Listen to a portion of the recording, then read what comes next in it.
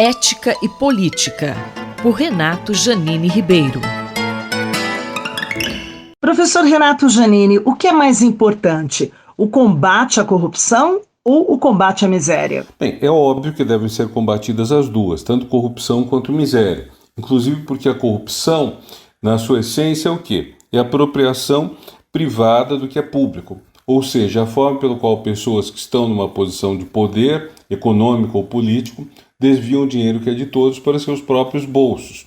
Então, nesse sentido, a corrupção está ligada com a desigualdade social. A corrupção é uma forma pela qual as elites pegam o bem que é privado.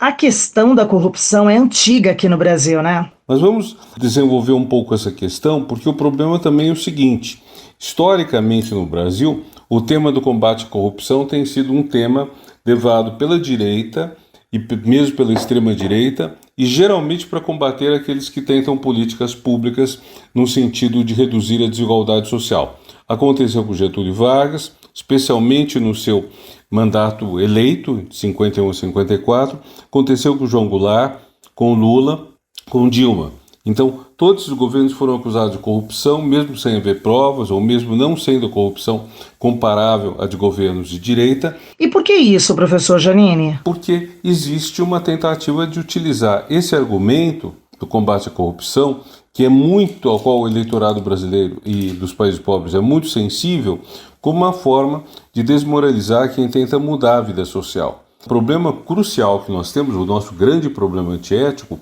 pode até ser agravado pela corrupção, e de fato é. Mas o nosso grande problema é a miséria. É o fato de que temos multidões que não têm igualdade de oportunidades. Professor Janine, o que seria essa igualdade de oportunidade, hein? Igualdade de oportunidade é o anseio que está presente em qualquer política liberal consequente. O liberalismo parte da ideia, liberalismo, não o esquerdismo, liberalismo.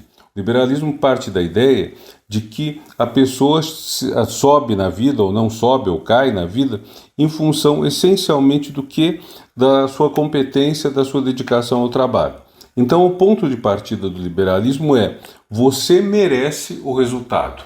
Não é à toa que o liberalismo fala tanto em mérito, mas você merece o resultado ou porque você nasceu com determinados talentos, ou porque você estudou, ou porque você trabalhou com muito empenho.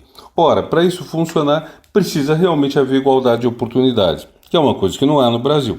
Então a sociedade brasileira tem essa profunda imoralidade, indecência, do ponto de vista do próprio liberalismo, que é meritocrático, nesse sentido de que o verdadeiro mérito deveria levar as pessoas às posições de destaque.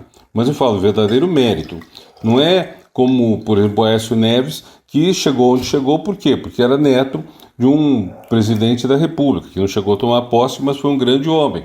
Não é o fato de que, não é a ideia de que alguém tem mérito porque estudou numa escola boa, porque tem pais ricos. Isso não é mérito. O verdadeiro mérito é de quem luta, briga por seu lugar ao sol e trabalha, mas para isso precisa haver um ambiente social. E esse é um ponto crucial. E como ter um ambiente social que pode ajudar a mudar esse quadro? Se nós não tivermos um ambiente social que favoreça a educação, que dê alimentação decente, que faça que a pessoa não perca todo o seu tempo com um transporte coletivo ruim e demorado, que ela resida num lugar que lhe permita uma saúde decente, a competição não é justa.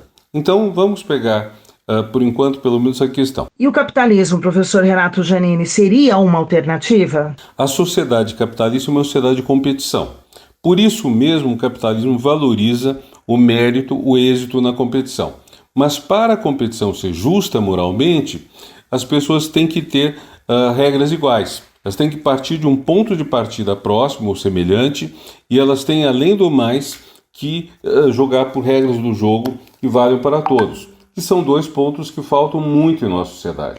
Para a gente finalizar, e do ponto de vista ético, professor? Então, desse ponto de vista, colocando a questão sempre do ponto de vista ético, mais do que do ponto de vista partidário ou mesmo político, do ponto de vista ético, nós temos que considerar que o combate à miséria é a grande questão, que isso passa por políticas públicas que garantam a vitória sobre a fome, que garantam uma educação boa e saúde decente para todos, sem contar moradia e transporte. É isso.